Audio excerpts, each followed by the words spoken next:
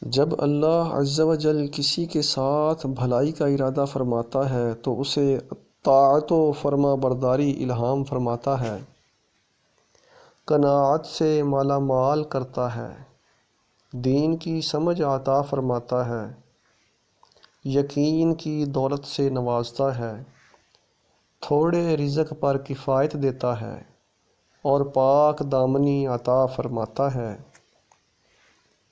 اور جس کے ساتھ اللہ عز و جل برائی کا ارادہ فرماتا ہے اسے مال کی محبت میں مبتلا کر دیتا ہے، اس کی امیدوں کو اس کے لیے کشادہ کر دیتا ہے، اسے دنیا میں مشغول کر دیتا ہے، اسے نفسانی خواہشات کے سپرد کر دیتا ہے، پھر وہ فساد اور لوگوں پر ظلم کرنے میں مبتلا ہو جاتا ہے۔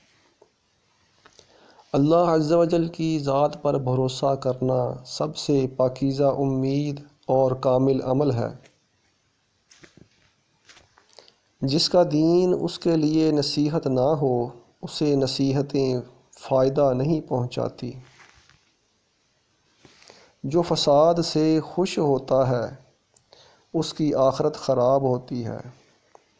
آدمی وہی کاٹتا ہے جو بوتا ہے اور اسی کی جزا پاتا ہے جو کرتا ہے۔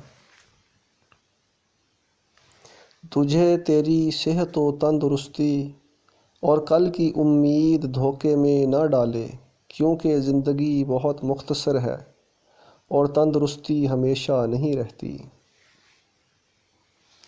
جو نفسانی خواہشات کی پیروی کرتا ہے وہ اپنے دین کو دنیا کے بدلے بیچ دیتا ہے۔